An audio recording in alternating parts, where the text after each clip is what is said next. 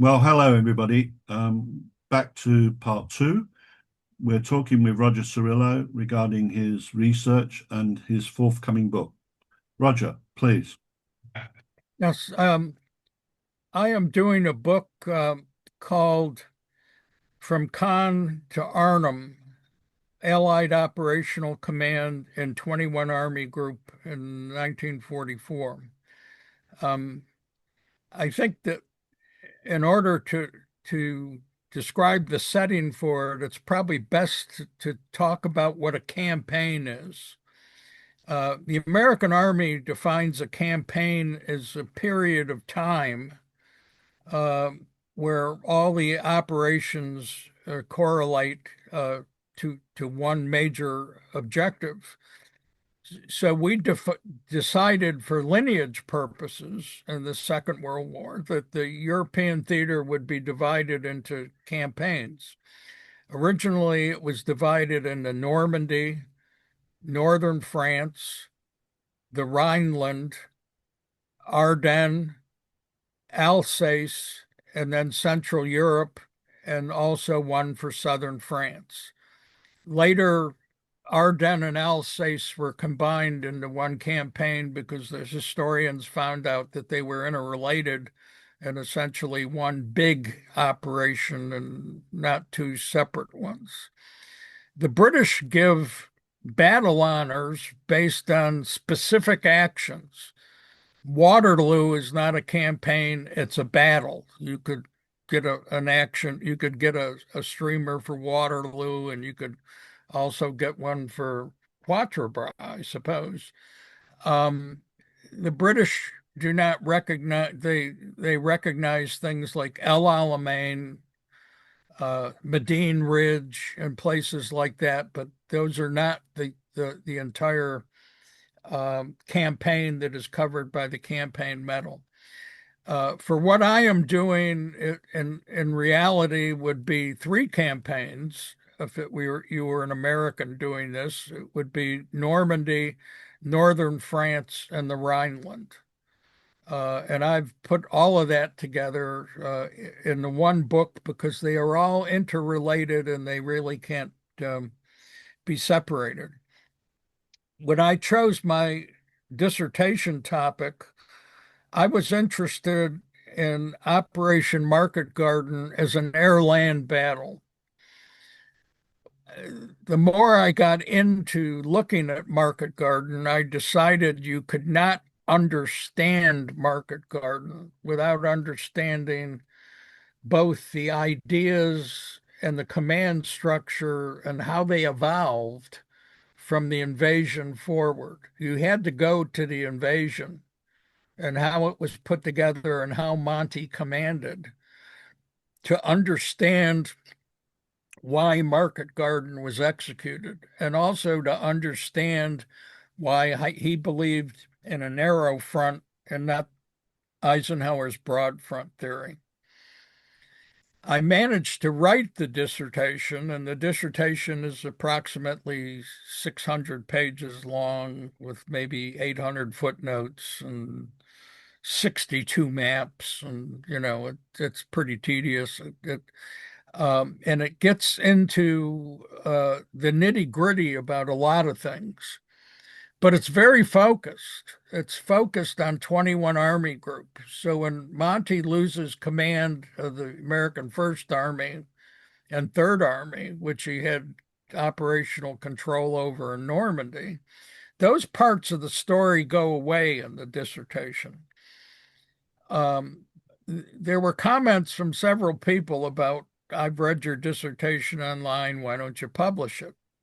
So a friend of mine um, who is writing and published Simmons' biography, the Canadian general, um,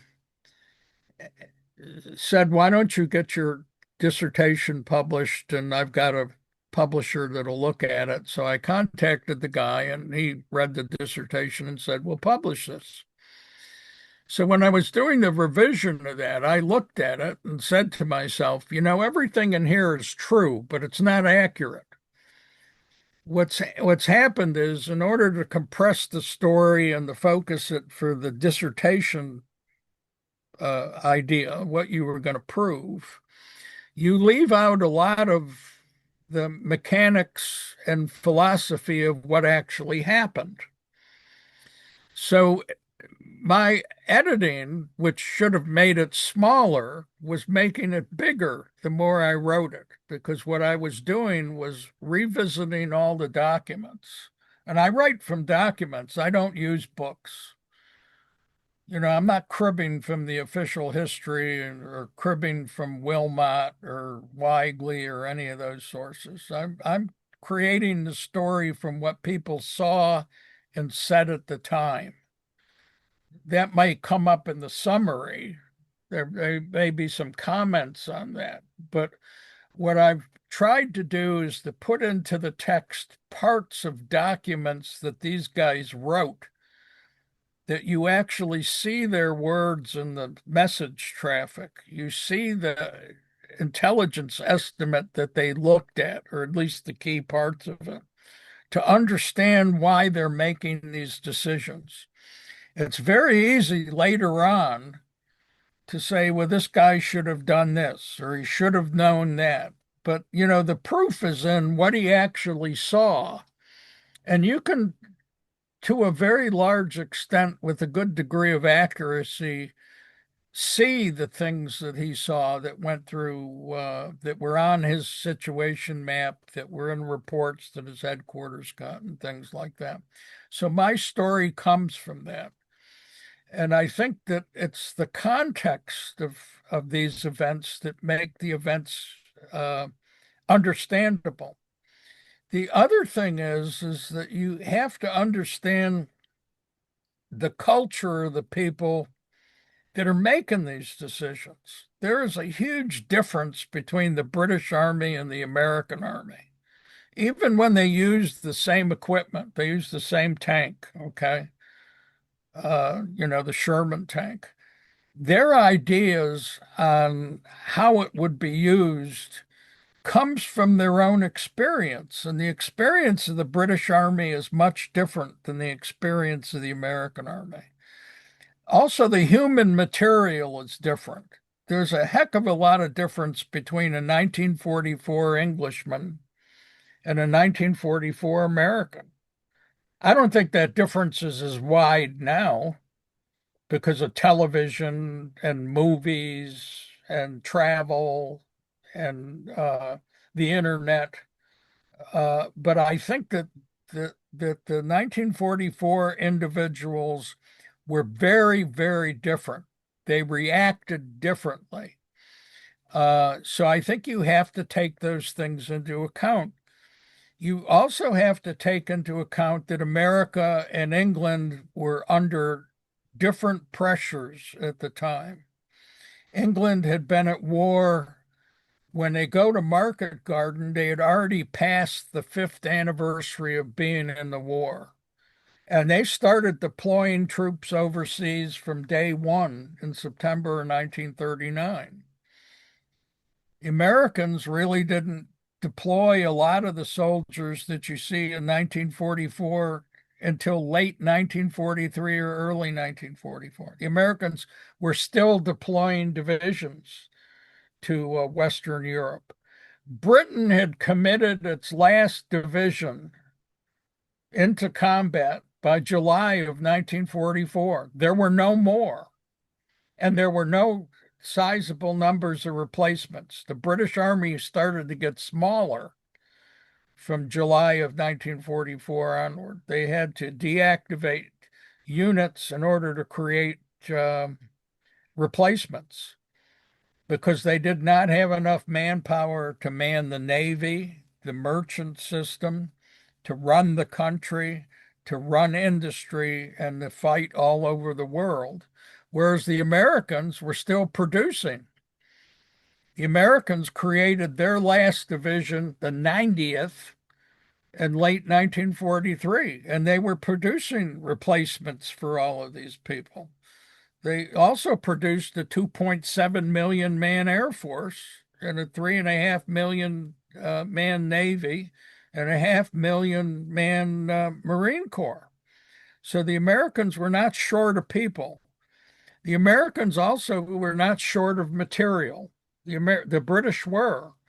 The British had a limited number of trucks that they could produce, and they ended up getting trucks from us.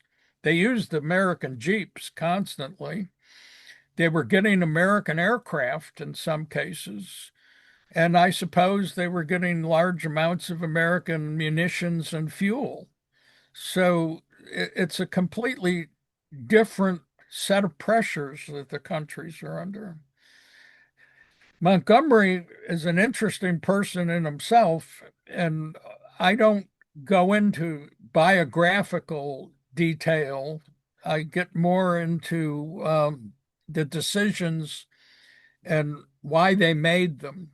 I've done this deliberately because I don't want to rewrite the biographies of Montgomery, Tedder, Cunningham, Bradley, and those. Those have all been done by guys who have focused large books on those topics.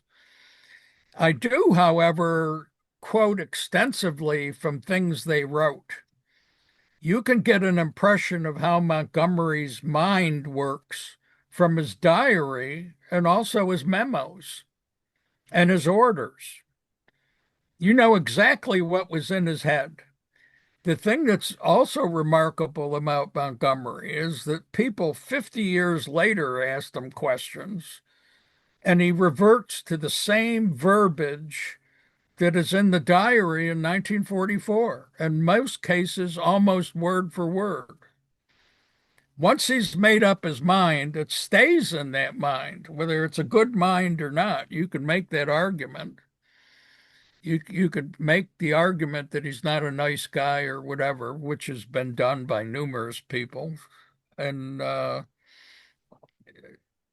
but he's very consistent, so it's very easy to see what he's decided and what he also explains his decisions and the orders that he writes. I mean, he is very, very consistent as to what we want to do and what we're gonna do. And you see that, I think, through the book. I have, as a corrective to this being Monty's story, I have a lot of material from Dempsey's diary. The unfortunate thing is that the British Corps and division commanders didn't keep diaries, or if they did, they destroyed them, or they've never made them known. There's no diary, for example, from Browning. There's no diary from Horrocks. There's a very good autobiography from Roberts. Monty's uh, operations officer and his planner both wrote memoirs. And those memoirs, although they highlight the things that happen, they do not challenge anything that Montgomery has said. And they essentially tell a vanilla story. They occasionally fill in some background that's helpful to see how things worked or went off the rails. But you don't find that. So rather than follow the biographies, hoping to tell the story differently, I follow the words. The same is true for Eisenhower. Eisenhower has a large amount of message traffic that comes out with his name over it.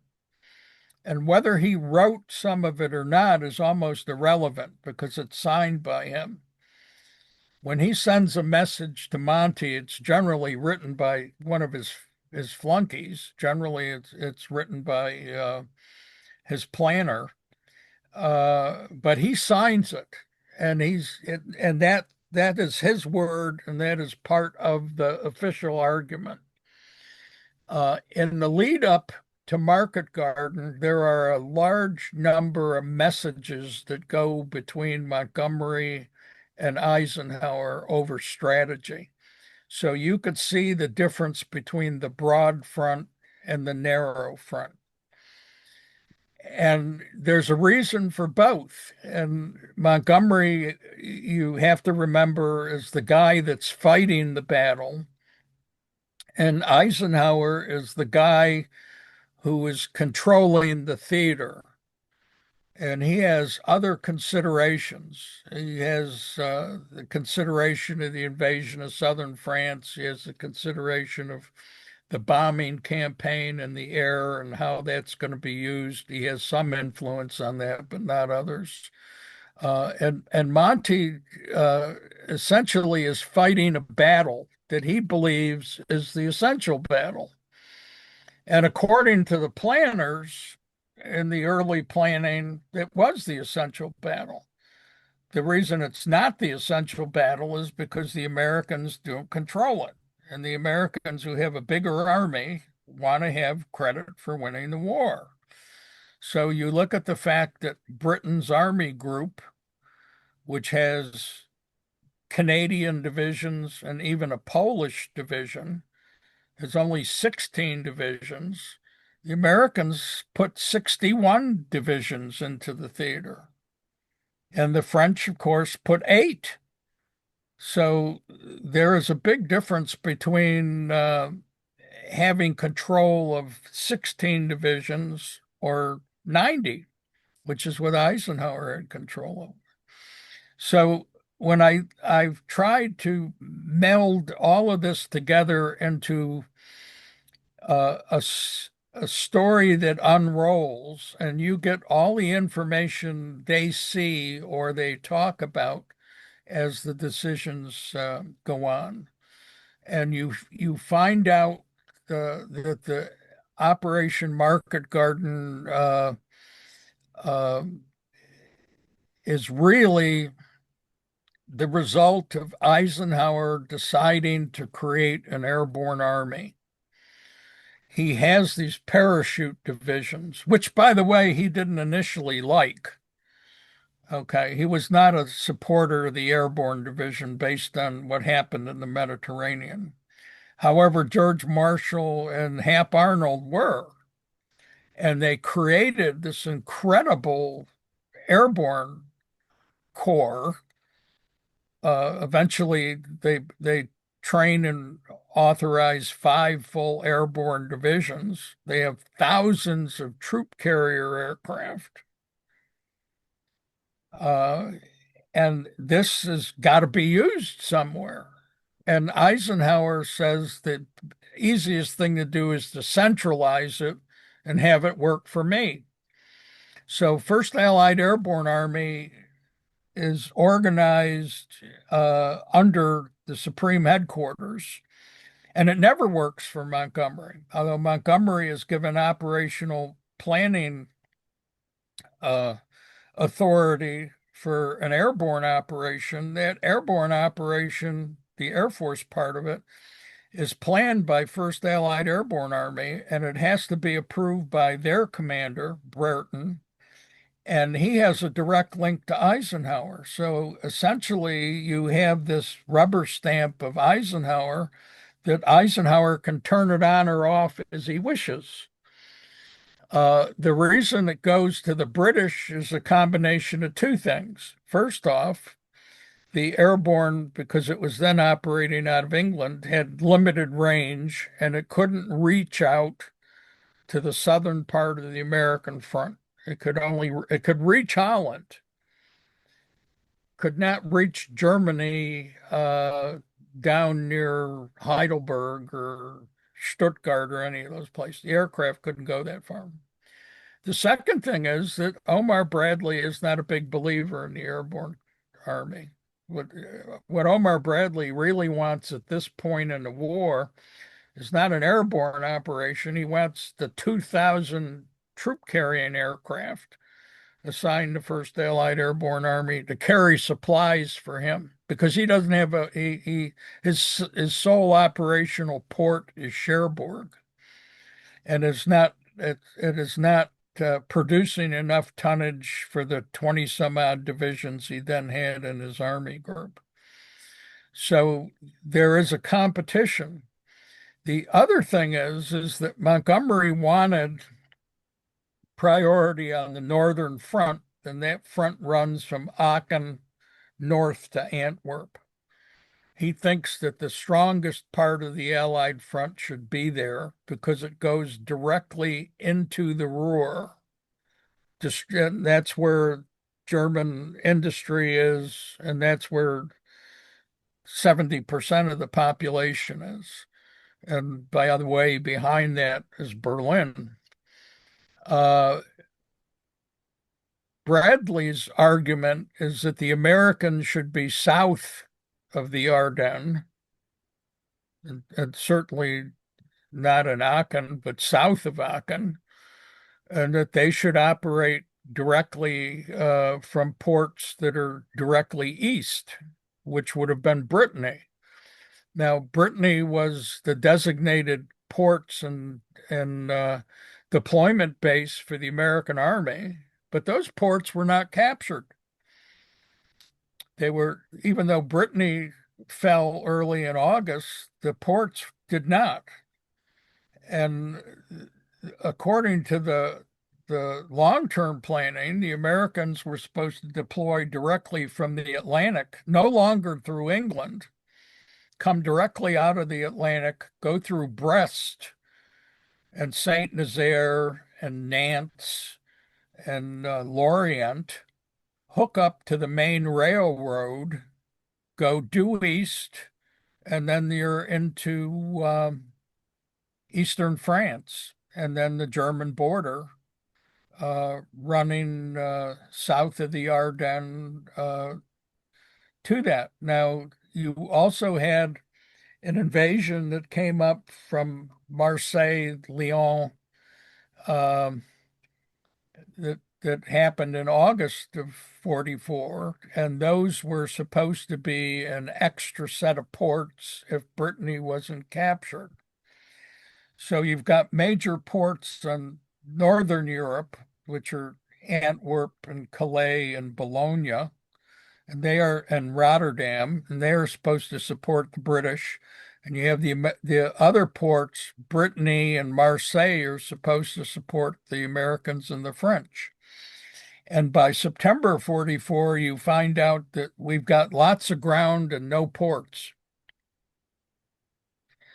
Eisenhower's intelligence covers the entire front. And if you read the intelligence carefully, you could see that what Eisenhower wants to do is kill Germans everywhere. Okay. I mean, he's being told that the Germans are sensitive to losing Nancy and Metz and all of that, and that there's a gap between the southern France Germans that are coming out of Lyon and Dijon, and and the Germans that are up north near Aachen and Maastricht. And he reacts to that. That's why he's in a big hurry to get Third Army there. Montgomery looks at Holland and says, look, half of their army is penned up in the Brescan pocket. You've got a 60 to 70 mile wide front from Antwerp to Louvain. I need about 12 to 15 divisions full up to break through. Well, half of his divisions are where? They're at Le Havre, they're at Dunkirk, they're at Calais, they're moving on Ostende. What they're doing is those are the Canadian Army and the Canadian divisions that are clearing the ports that are supposed to support Monty.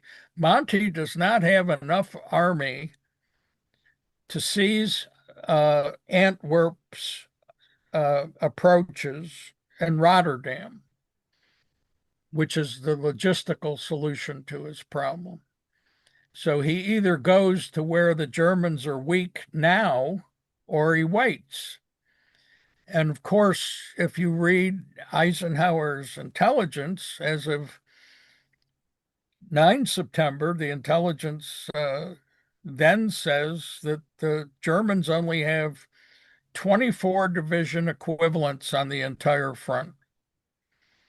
They have 48 according to what's on the board, but those really only equate to like 24 divisions, and they equate to less than the equivalent of 4 Panzer divisions if they're lucky.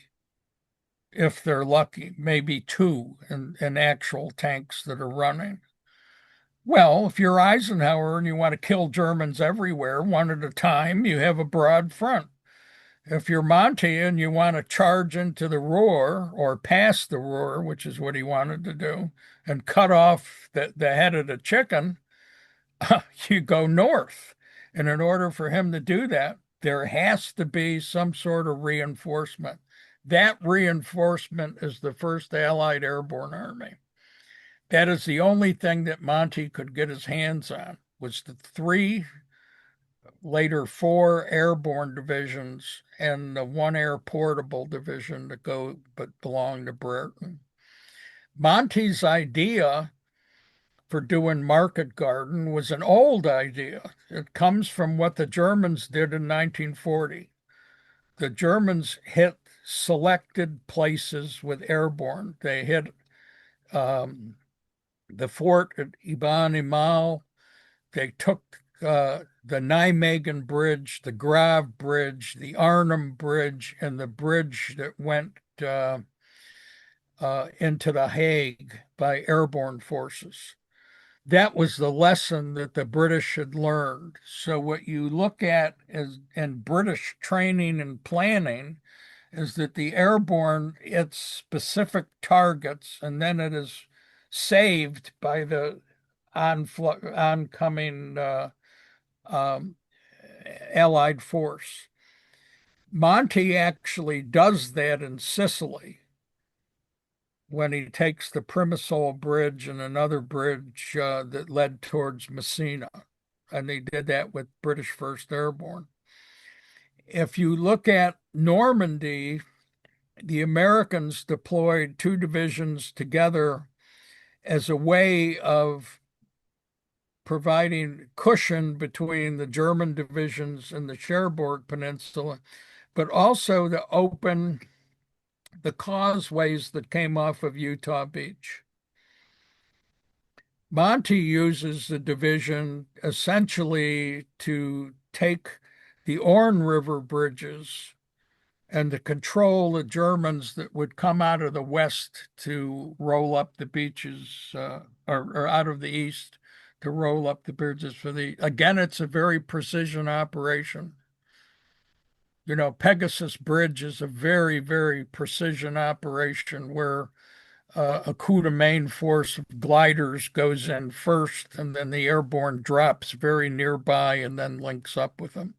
That was the original plan that Monty came up with in Holland, which was going to be Operation Comet, and later becomes expanded in the Market Garden. The thing that you see from the evolving intelligence reports is that the decisions people make on the 1st of September and 2nd of September, Eisenhower in the 2nd in particular decides that he's going to go and solidify his broad front idea, which is a May idea, is based on far different intelligence that you see a week later and 2 weeks later and 3 weeks later. And depending on the perspective of the individuals, that's how you come up with the answer. Monty sees the answer he wants from the intelligence. Eisenhower sees the answer that he wants from the intelligence. The question that has always driven people is, did they actually know what was in Holland? Well, they did and they didn't. There was intelligence that said that there were headquarters there. I've been unable to find intelligence that indicates the strengths of those units. If you are Monty, who watched divisions be annihilated in Normandy, and who was told by his own intelligence officer that these divisions have been destroyed, 3 weeks later, for the same guy to say, well, this division is there, Well, that's a hard sell because that division was allegedly destroyed 3 weeks before. So even if it's there, how much of it is there? How many men? How much equipment and everything else? So they aren't really divisions, they're Kampfgruppen. Then the question gets to be is how close can you get to the objective? Well, the Air Force refused to drop anybody near the objectives because all the objectives had flak around them. So the idea of the coup de main, the force that lands, strikes, seizes, and holds an objective in a very, very short amount of time with surprise, is lost. Once those guys are dropped far away, people have time to run to the bridges. And the Germans are Germans. They are the world's best military engineers when it comes to destroying things. The Americans claim to be the best military engineers in the world for building things. But I can tell you the Germans have this thing that if we can build it, we can destroy it. And they always make provisions to destroy what they build.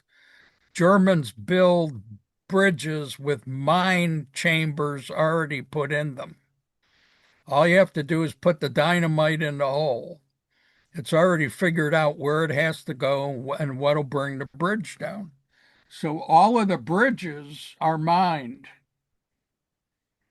And this is in the discussion. You see this business about why they dropped the divisions and then waited for the ground force to attack and things like that. The British are afraid that if they move their ground forces forward aggressively, the Germans will blow all the bridges in succession. And then what do you have? You have 5 river crossing operations. Now, this operation really grows uh, like a snowball going downhill. If you look at Comet, Comet is conceived in an afternoon in a 20-minute meeting, probably on the 3rd of September. And it's sold the next day with one piece of paper and a very quick meeting based on where they knew bridges were and where the flak was. And the plan was we're going to drop a division and a half and take these bridges. And the theory was they were only going to take the bridges north and or south of Nijmegen, north of Nijmegen, and at Arnhem. And that the bridge in Eindhoven and on the canals weren't going to be taken. They were going to be taken by the ground forces. The intelligence at the time indicated there weren't a lot of Germans there. That if those armored divisions got loose, they should be able to overrun them. And you got to remember they had just finished the 6-day rampage where they moved 250 miles. Their blood was not only up, they were convinced there was not a lot of stuff in front of them. Now, because of supply and because of the fact that the British weren't able to grab the canal bridges right away and the weather turned, the Comet is never launched. It was supposed to go in the night of the 7th. The morning of the 7th, the ground forces were supposed to attack and seize Eindhoven in a 20-minute, 20-mile dash. Well, that didn't happen.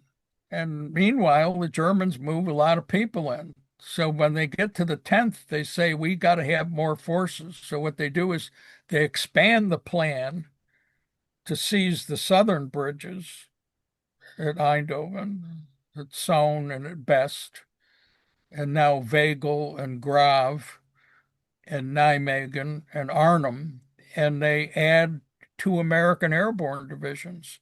But the grave problem that still exists is the Air Force will not drop anything close to the Arnhem Bridge.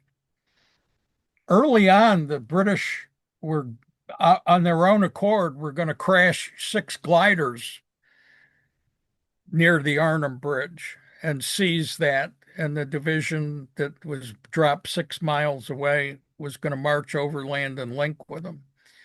By the time they actually do the operation, those gliders are no longer authorized. The Air Force has put its foot down. They're not going to do that.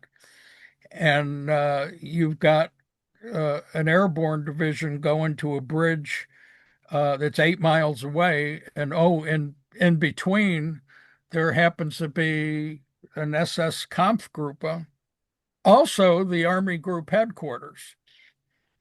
Modal's headquarters is on the route going into Arnhem. So this intelligence trickles out, but it really doesn't change the plan. It's one of these deals where you rationalize what you're seeing because it wasn't there 2 days before. And you really don't believe the Germans have this regeneration capability.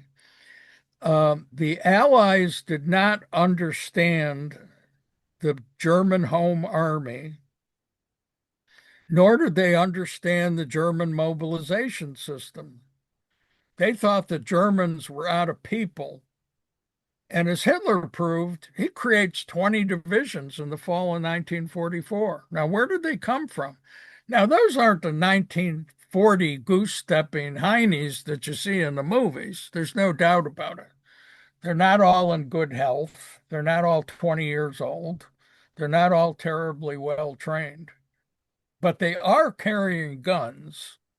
And they are, by the way, Germans.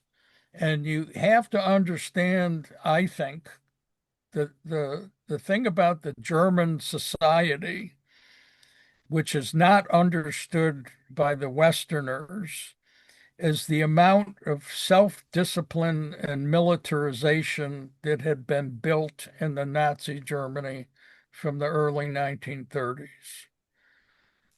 You had millions of kids that went through the Hitler Youth. The Hitler Youth taught them athletics, marksmanship, first aid, and how to take orders. They essentially had the beginnings of basic training as children, and they were much more adaptable when they became of military age. The other thing is that German women were mobilized the same way. That although you don't see a lot of German women in industry, you certainly see a lot of German women in flak and the Luftwaffe and the communication system and intelligence, as radio telephone operators, as switchboard operators, essentially the large amount of what we call combat service support in a lot of cases is run by women, and that leaves men free. The other thing is that German men in large numbers are no longer in industry. A lot of the German men that worked in factories are in the army, and they have been replaced by slave labor. They have been replaced by French and Polish soldiers that have been captured, or alleged volunteers that came out of Holland and Luxembourg and France to work in industry. So it's very difficult for the Allies to figure out where these people are coming from. On the 9th of September, I just read it before we started this interview. The intelligence report, in fact, I'll read it to you because it's better. It says, to sum up, CNC West will soon have available the true equivalent of about 15 divisions, including 4 Panzer for the defense of the West Wall. A further 5 or 6 may struggle up in the course, making a total of about 20 divisions. That's 20 divisions for a 500-mile front. And this is after he has gone into 2 pages saying that, they can't release anybody from Italy because the Italian campaign has gone critical, and he can't release anybody from the East because Hitler cannot afford to give up East Prussia or the Baltic. So, Can I just ask a question here? certainly, Was there any calculation for the German Army's 15th Army Group? 15th Army Group. Yeah. Is it the 15th or the 19th? The one that escapes from the shelter? The one that escaped from the south was 19th Army That's the one, yeah. and First Army, Right. and those were in Army Group G, and the equivalent that they thought that came out of there was 7 divisions nominally and 4 if you count all the men. Monty, according to their estimation, has about 10 enemy divisions on his front, and 70,000 of those guys are tied up in the ports or north of the estuary. So he really only he has on paper 4 divisions in front of him and 2 in reserve. And they think that all of those are remnants that are put together and they may be headquarters. They know these people have been told to go here and go there. And the one thing that's interesting is that there are gaps in the ultra, because you have to remember that the secret magic golden goose that everybody talks about, ultra, only works if you intercept a message. And a message has to be by radio. You can't intercept a message that's telegraphed unless you're tapping their line. You cannot intercept a phone conversation. You cannot intercept orders that are carried by courier. And as the Germans come closer to their own front, they use the phone system. The phone system in Holland never went out. Right. Even during Market Garden, the British called the next town on the phone and asked the operator if there are Germans there. I mean, the phone system continued to operate. Same So, in Germany as well. But yeah. didn't that German historian, that Dutch historian who wrote the book about that army group, pretty much blame Montgomery for not making better control of the Scheldt area? Well, here's the problem, and I have to address this, and I do in the book. Antwerp, according to the long range plan, was only supposed to be seized after the other ports. Now, in order for him to clear Antwerp, he had a choice of following one or 2 orders, and he was given both. He was told seize Antwerp, and he was told go to the Ruhr. Well, he seized Antwerp, and he was going to the Ruhr. No one told him he had to clear northern Holland. Why? Because 6 of his divisions were tied up at the Pas de Calais, at Dunkirk, at Breskens, at Ghent, and also surrounding Antwerp. So he either gave up the West Coast and moved those forces forward, then he could do both. But he would have cut off his own supplies, and 2, his rear would have been open. The original reason that Monty goes north of the Seine River is because Tedder makes a huge argument out of going to the Pas de Calais. And what the British don't often comment about is that the V1 disappears from the inventory about the 1st of September 1944, because by then there are no V1 sites within range of England. They're all been captured. See, that's what the Canadian Army and Second Army was doing. So then you had this, the Germans were on the run, 15th Army was supposed to fall back online. And what happens is that Lawton Collins crosses the Somme River and the Seine River and goes the Mons, where he captures 25,000 Germans.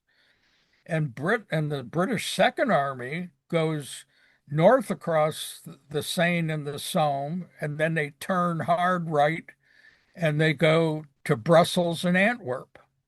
See, they moved like 250 miles in 6 days.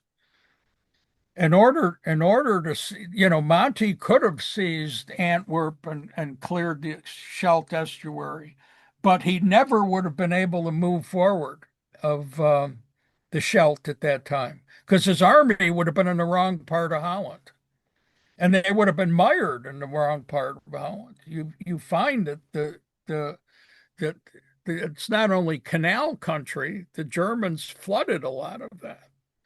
So you did not have a lot of maneuver room around north and northeast of Antwerp.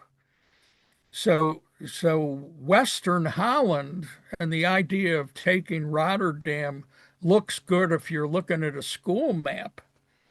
But if you're looking at a topographic map where you could see all the hundreds of little canal lines and the drainage and all of that, that ground is below sea level. You And can and they see that in the Queen's regiments, the 1/7th. right, right. Nearly every page, every other page, sorry, is a map about flooded areas. That's right. And then those I have a map that shows them that's across the room from me. And studying all of those, I've also studied the geographic handbooks that were available at the time, plus the terrain analysis. There is an overlay I have that was done by the 21 Army Group engineer that shows you where you can drive a tank and where you couldn't. And believe me, there was nowhere in Holland where a tank could drive off the ground for longer than 20 feet before it got mired. And of course, the Germans were masters. All they had to do was open the dikes. You've got to remember that most of Holland is recovered land that was once underwater. So it makes the German defense much simpler. The other thing is that there are two things the Germans never seem to ever run out of, right to the last day of the war.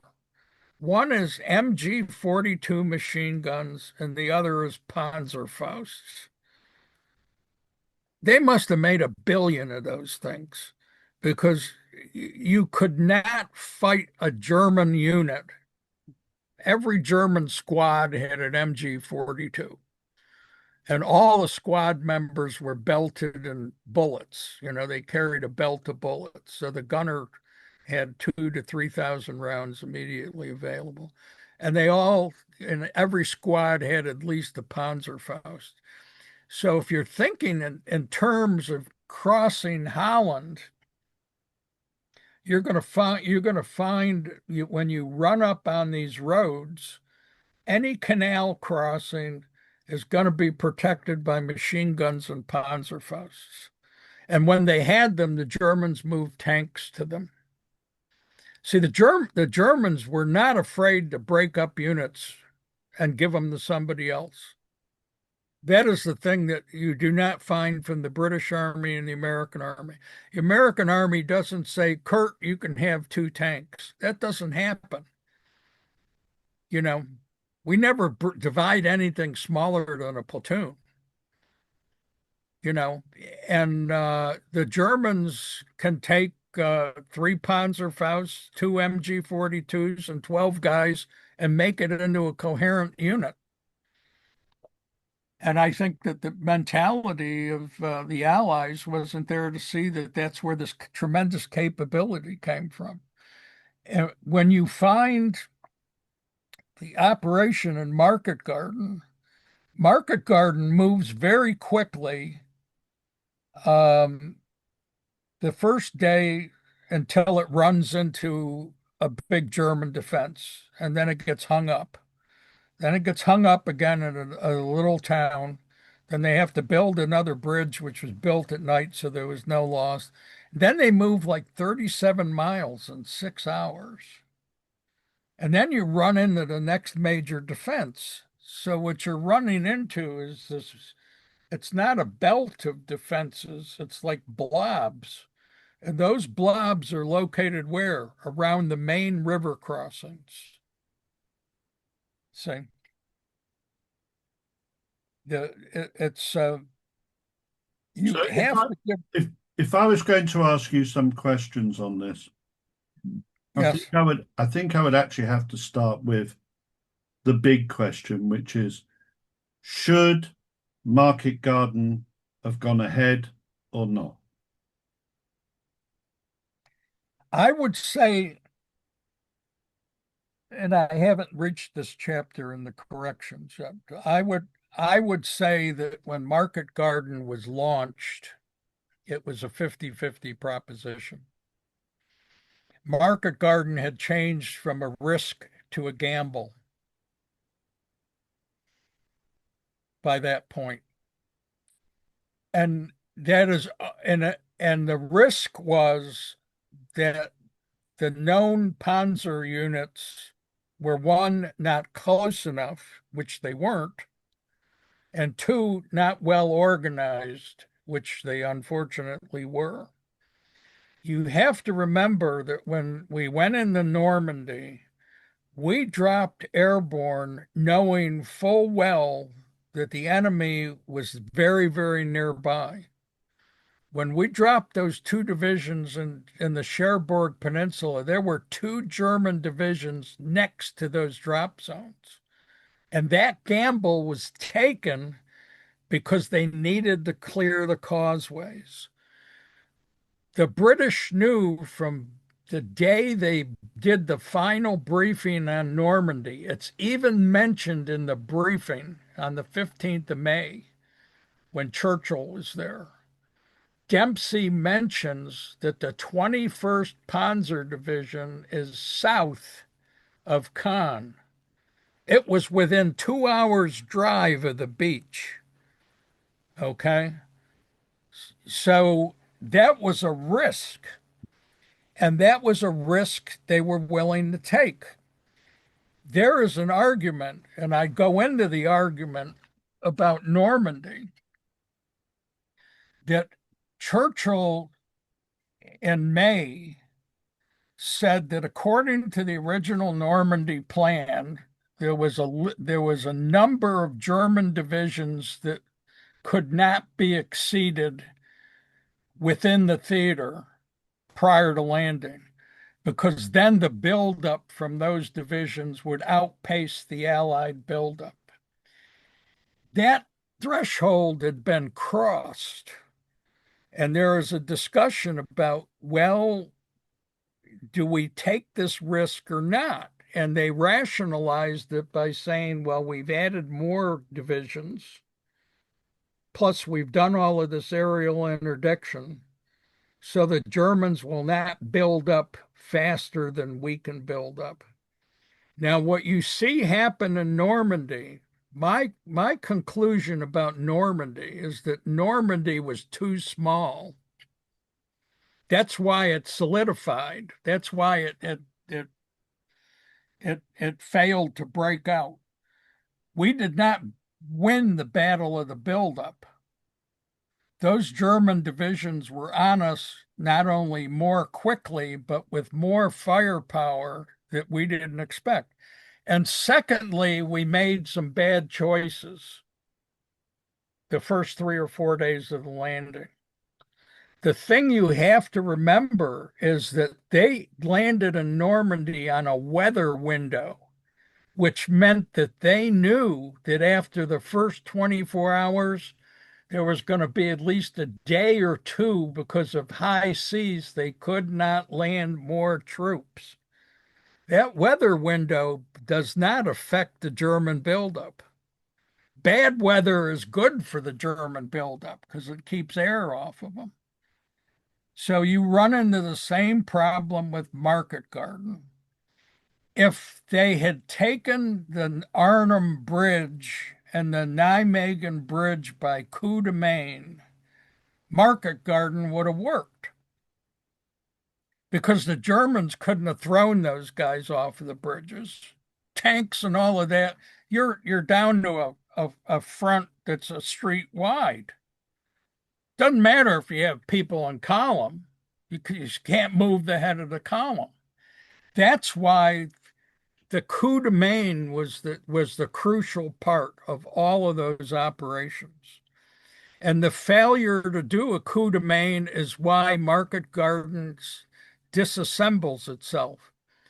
The armored divisions are lined up in what we call a pursuit formation. They're march ordered to go fast, not to fight, because they can't get off of the roads.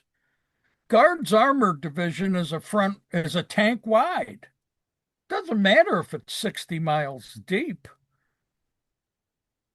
You know, it's Archibald driving the first tank that's in control of the division, not the division commander. That guy stops, the division stops. And see, this was the risk. This was the problem. I think also they used the wrong division. Yeah, just before we go to the division, can I ask you then a second question on our market guard? Yes. First of all, let me clarify that point, that question, the first question, which was I said, should they have pursued it? And you said, well, it's 50-50 risk.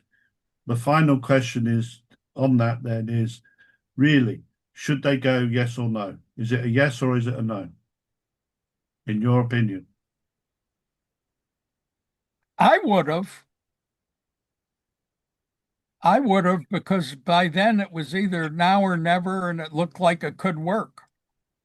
Okay, And all operations are a risk.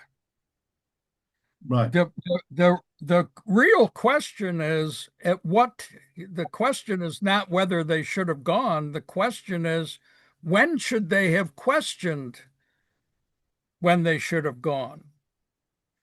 That real question was asked too late.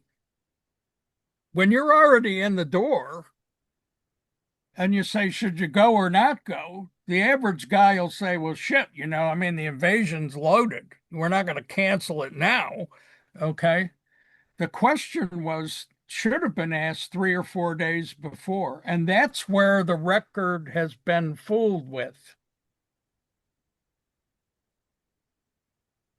Because there is an interview given to Slam Marshall by Beadle Smith. And if you believe that briefing, that really was the crunch point. And the problem is there is no physical evidence that Beadle Smith was actually there at that time. He was there at a different time. So did that discussion actually go on then, or was it thought about later? Have you And included that in your book? yeah, I'm working on that now. Okay, I don't haven't. tell us that. No, that's too much of a good one to release now. We want to wait for that when the book comes out. But I think that the other question is, if you questioned Market Garden, the question I would have asked at the time was, why are we doing it this way? And that's another profound question because the way they did it was wrong. And that was driven by the Americans. It was driven by Brereton, who was an idiot, and Williams, who didn't want to know. Williams never understood airborne operations, even though he supported a bunch of them. He was a truck driver. He was a guy that flew airplanes that pushed people out and then came back and then dropped supplies. He had no interest in the battle on the ground. And therein lies the problem. If you were interested in the battle on the ground, you never would have done it that way. Secondly, there was another division available. And rather than they could have dropped parts of 4 instead of parts of three. And that would have changed the amount of infantry that you had on the ground and also where you could put them. So Okay. there's a lot of different options. If they had another week, they probably would have come up with a solution. But you got to remember, Market Garden was designed to be a 72-hour operation from the time it was thought of. Yeah. That was Comet. And then Market was supposed to be a 72-hour operation that became 7 days. And then there were weather issues. So when you look at all of these, the question about whether you would have done it or not is really the question of, is airborne really worth the effort? I'm not going to go Seriously. down. I'm not going to go down that point because I think the story of the so-called elite paratroopers is way blown out of Well, proportion. I think the problem with dropping airborne troops is you have a moral responsibility to save them. You could drop them anywhere. The real question is, how do you get to them? And the airborne concept was sold on a false premise. The way Marshall and uh, Arnold bought into the airborne was because of Wingate. That's easily proved. I have all of Wingate's papers. Wingate briefs these people about his big airborne invasion of Burma, and then these two idiot generals in Washington say, "Well, we can do that in Europe."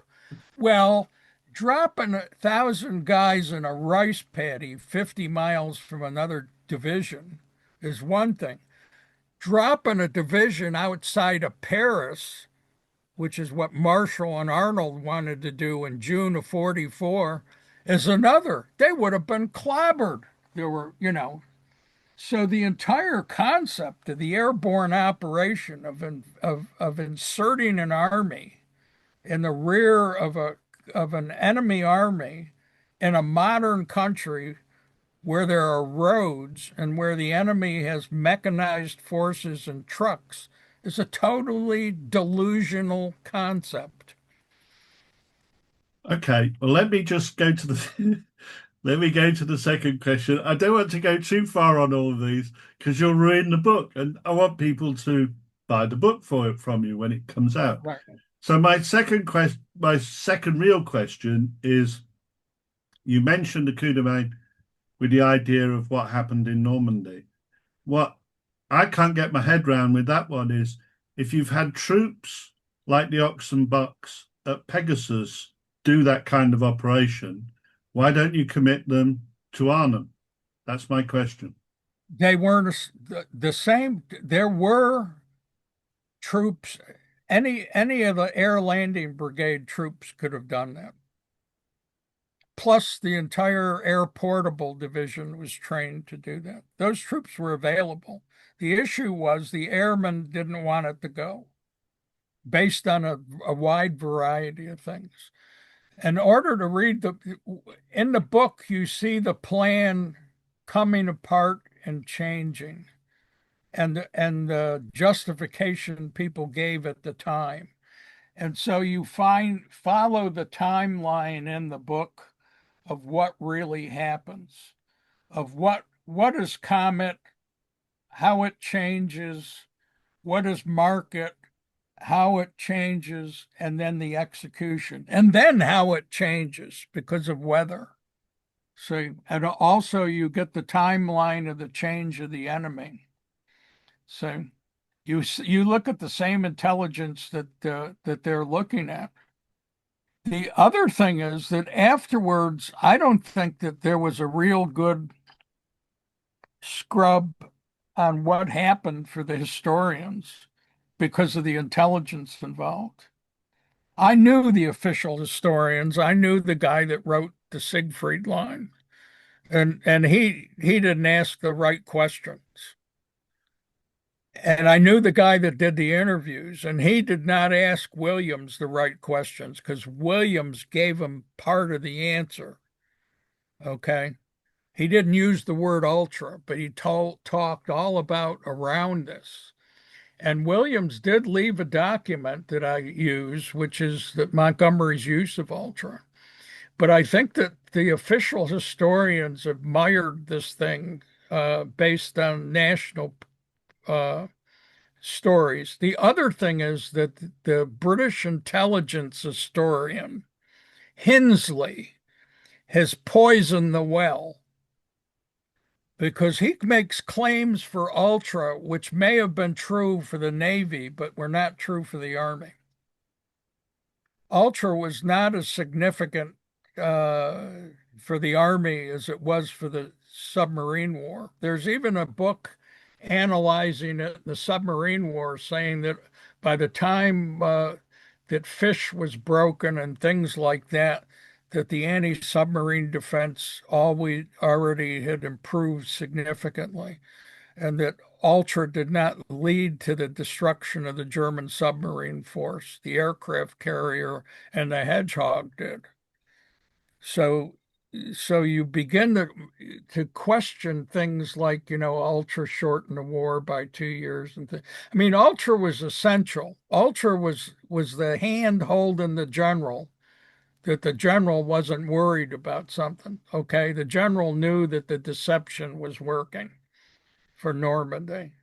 He also had a fair amount of information as to who was in command and roughly where the divisions were. But it didn't tell you who was on the hill in front of you. It had very little tactical use at all. And part of it was that the intelligence people had this "I got a secret" attitude. If we tell people that we have intelligence, then the Germans will change their system. And see that therein lies the problem. If we could If just, you're an Allied general and you're dropping an airborne division on the German border, you would have to be pretty doggone stupid not to think the Germans were there. I mean, there isn't a big open area between the front line and Germany. There were Germans every goddamn mile between the front line and Germany. Okay. There were units that were stacked up. There were lines of communication troops. There were troops everywhere. It was hard to find a 2 mile square in the Netherlands that didn't have Germans on it. that's the kind of situation I discovered with Arnhem, which is why, as you know, I had difficulties reconciling the records with what's been written in the past. But See, I, I want to turn that question on you now and say, well, there's been all these histories.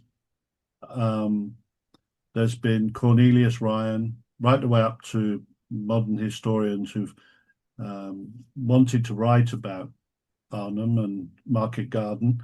Um, why do we need another book on Market Garden? well, this book tells you how they did it and why. It's not designed to blame anybody. It's also designed to show you that things change. That you know, Jimmy Gavin, when I interviewed him, used a very interesting term about combat operations. He said that all good combat operations are a self-adjusting frig up, you know, and that essentially you get on the ground, you have a plan, it comes apart, and you make it work or you do something better. Market Garden was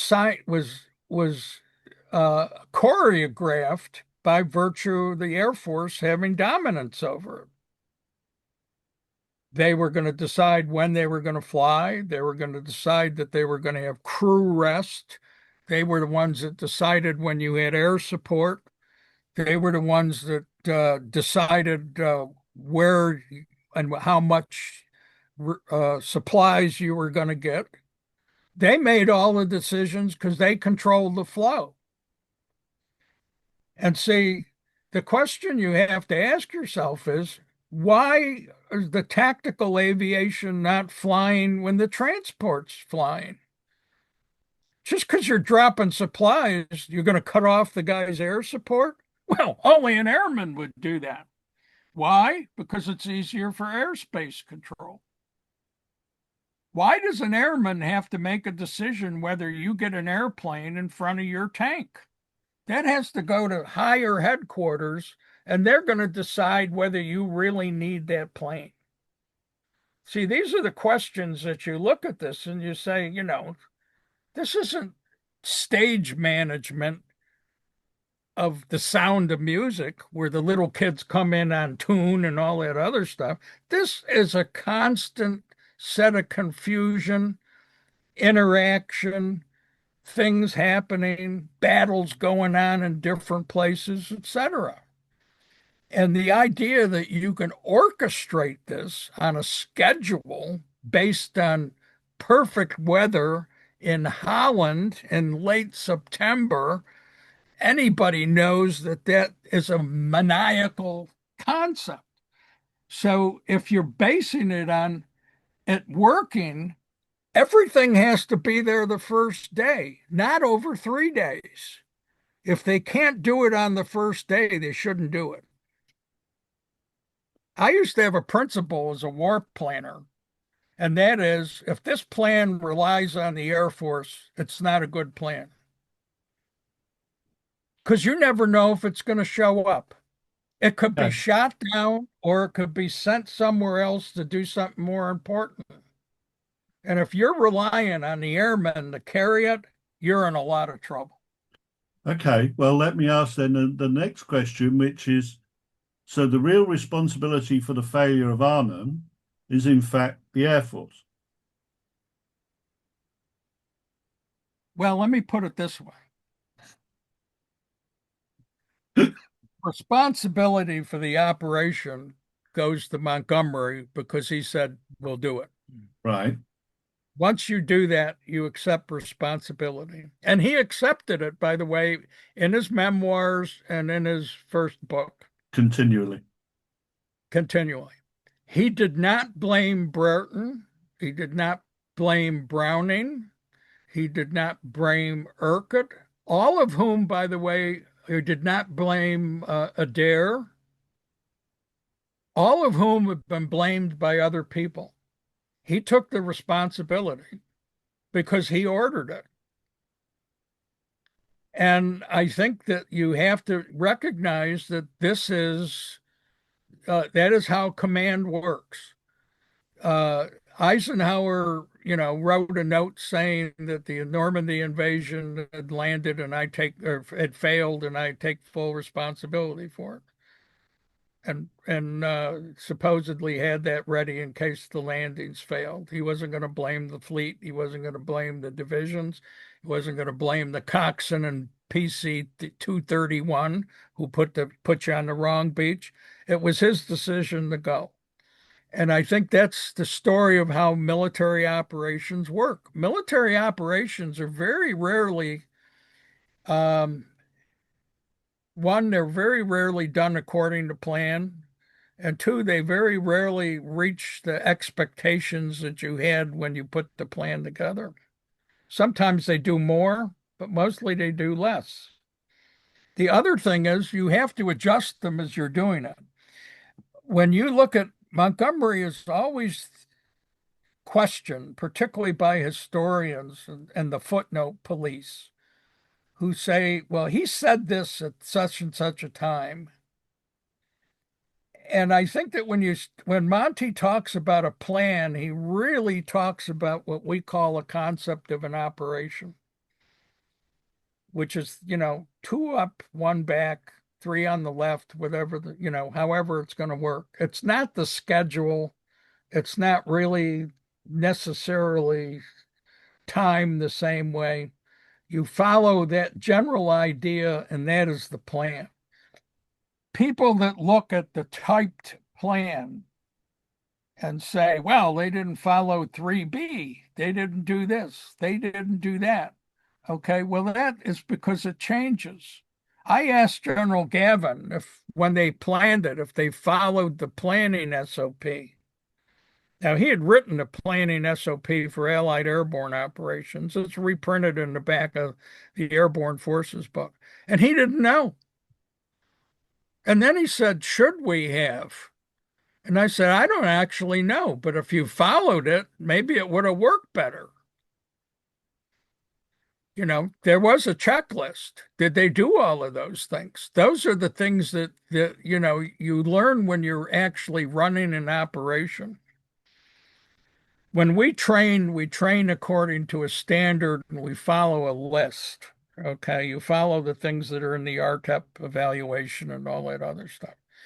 And you practice that way for a reason. So when you go into combat and you haven't slept in 3 days and you haven't figured everything out, if you more or less follow the list, things will work better. You just can't pull an original plan out of your left ear every time you do it. And I think when you look at Comet, the idea for Comet was a very bold idea. The idea for Market was a very bold idea. And when you get all of the guys in between that have responsibility for parts of it, you see where it changes. See, in warfare, when you're looking at a general and the general puts his finger on the map and says, I want Aachen. Okay, that's a decision. When you're a squad leader coming up the main road in Aachen and he says maneuver left or maneuver right, that's a decision based on reality. How many people are in between that affect that squad leader? The corps commander, the division commander, regimental commander, the battalion commander, the company commander, the platoon leader, and maybe the first sergeant who decided that this guy is going to be the point man because he's an idiot and we want him out of the way, so we'll get him killed early. See, I mean, this is what the military refers to as friction in warfare. Allegedly, the term invented by Clausewitz. Okay, all of the grit that's in the system. Market Garden is a story of grit in the system. You can look at the conference notes and say, gee, they didn't do this. Well, we know that now because we know how the operation came out. I've actually talked to people that were in that briefing. And one of them said to me, he said, the interesting thing is that Brereton got up and briefed this thing. And then I turned to the division commander and said, I was just over at the Air Force yesterday. There's flak all over this place. We're not going to do it that way. And the next day they changed it because then Brereton found out what this guy already knew. Now, is that Brereton's fault? I don't know. I don't know. I mean, there are a lot of fingers that are in this pie. I'm beginning to realize that. So I think it's much more complex than most people think. And I think that Ryan, in Ryan's defense, he had cancer when he wrote the book. And not all of the interviews were done by him. What I dislike about Ryan is that Ryan intentionally wrote that book to make the British look bad. He said that in a letter to Gavin. I have a copy of that letter. And secondly, he was predisposed to criticize the British because he was an Irish nationalist. He was a correspondent for an Irish newspaper. And he just looked at this as another British cock-up. And I know when I interviewed Sir John Hackett, Hackett was furious about that book. He was absolutely furious about things that were said in that book, particularly about things that he did and in conversations that he was privy to. I know when I talked to Hackett, I asked Hackett the standard question: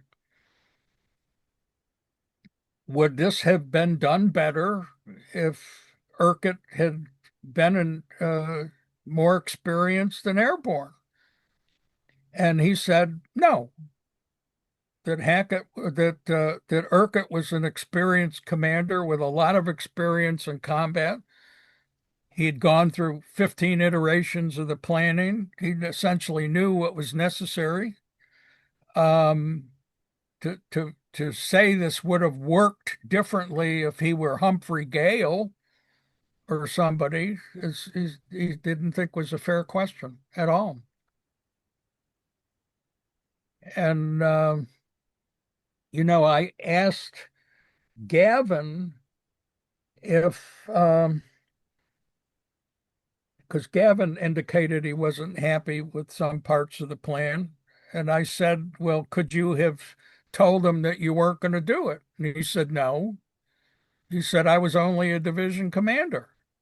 He said, if you get your orders and you don't like them, you say, I'm not going to do it. He said, there's lots of guys that want to be division commanders. You'd be gone instantly. And he said Urquhart was in the same position. Urquhart was given a set of orders. He wasn't happy with them, probably.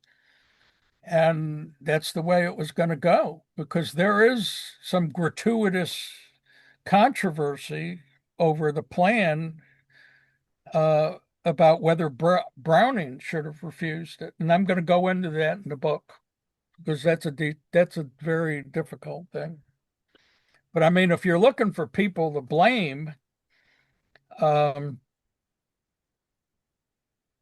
I don't blame anybody for things that happen in war, unless it was something that they conceived of before the action actually starts. If they came up with a really bad idea and it doesn't work, then I think you could blame them for it. If you come up with a reasonable idea and it doesn't go well, then I think that's a completely different set of responsibility. I You mean, mentioned you mentioned Ryan. What about more modern, more recent histories? well, Have there's any more of them really recent picked there, up on there the campaign? there's more recent history by an air ministry historian and some other people. And I think where I differ from them is that I am more lenient about things that go wrong after things start than they are. That they think that everything was locked in concrete at the beginning, and it was not. And you could see where there were decisions that were made that you could question and were questioned at the time, but because the person was in authority, went nowhere. The British wanted to fly 2 lifts in one day. Williams would refuse to let them do that, because the British were going to fly two lifts a day in Comet, because they had planned to control Comet themselves.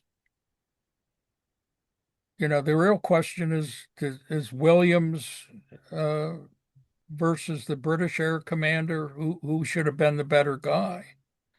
Let me ask you one question then on what you've just said, Yeah. not blaming anybody.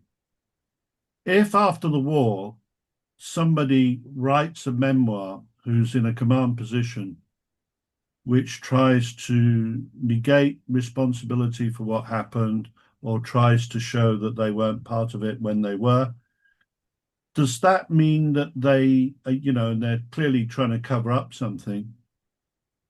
Would you then criticize them? Do you see what I'm It saying? really it really depends on how they go about it and what they're saying, because that's really a question that you have to deal in very specific terms, specifically for each question. Yeah. Monty tended to do two things. He tended to say that things went according to plan, which in very broad terms, I suppose you could say was true. The second thing is he never quibbled about who was responsible below him. He could have blamed Goodwood justifiably on Sir Richard O'Connor, and he didn't. He could have blamed Goodwood justifiably on Dempsey and didn't. He could have blamed the bombing disaster in Charnwood on Second Army, and he didn't. Okay. He took responsibility because he was in charge. And from his perspective, he told a broad story, and I won. Now, there are a lot of people don't like that, but essentially Eisenhower does the same thing. Slim does the same thing. Everybody that writes a memoir that wins the war more or less says that. They don't like to own up to little things. I found it very odd when I read Bradley's memoir that he spent more attention to attacking Montgomery than he did any of his battlefronts Because in he was a September. very Anglophobic person and he Yeah, hated Monty. And it was all about I think the Ardennes. And the second memoir I don't give much credence to at all, although his current biographer thinks it's wonderful. I I, don't know. I just found it very odd that you've got your own forces in such critical fighting situations. And if Charles McDonnell's correct, that the American campaign caused 140,000 casualties, It did. it seems very strange to dismiss that campaign almost within a few words. And so what I'm saying to you is, when you see memoirs which, try to erase the past or make themselves less Well, responsible for the in situation, in the should we not in the criticize them? in the case of the Siegfried Line campaign, there was very little that Bradley could have done significantly different without changing Hodges's methods. And when you're an army group commander, you give an order to the army commander, and how he does it is his business. And, so when you look at Bradley, Bradley didn't really do a lot during the Siegfried Line campaign except funnel troops into it. The decisions were made at corps level and below. You seem to have And an there were some bad, extraordinary. and there were some really bad decisions made at corps level. I kind of got the impression that he had a serious problem with Pete Corley. Is it called Peter Corley? Or, Corlett. Corlett, sorry. And Uh, and he at the same time, you've got these two armies side by side, Second Army and 12th Army Group, trying to work their way towards the Rhine, which is following Eisenhower's policy. But there seems to be less attention to what's happening on Bradley's right flank. Bradley never did anything that would favor the British. And supporting Corlett's corps would have favored the British. And there is stuff in my book about that. And that starts in Normandy. You're never going to see the Americans throw in a fixing attack for a British major attack. Now they're going to demand that the British do, but they're not going to lose anybody to support the Brits. And that's the way Bradley worked. And But if they'd have been more active, do you think then that Market Garden would have stood a better chance because it would have drawn German resources? significantly. If they had attacked in the Aachen corridor with all the First Army, Market Garden would have all the German armored reserves would have come south, In fact, one of them was in the process of coming south. 10th Panzer had already had orders to go south. When they dropped the paratroopers, there were, another 12 hours, they would have been gone. I, So, so, so yeah, you know, there's a discussion there that for another day. Um, and I well, don't I could really, summarize it simply. Montgomery always understood that the battle line was like water in a pail. You can't lower it in one part and not lower it in the other. I mean, it goes up and down. It affects itself all along the line. That's why he thought that there needed to be a ground force commander that balanced all the battles. And the guy that had that job was Eisenhower. And I will address that. you were going to say one last thing, and we're running quite late now. I just one last thing. You were mentioning that you had a comment about the British Ground Force Commander, the divisional lead, the Armoured Division. Do you want to pass a comment on that, or do you want to leave it for another time? I I think that the Guards Armored Division um, was not as aggressive as it could have been. I think that the 11th Armored Division would have been different. Um,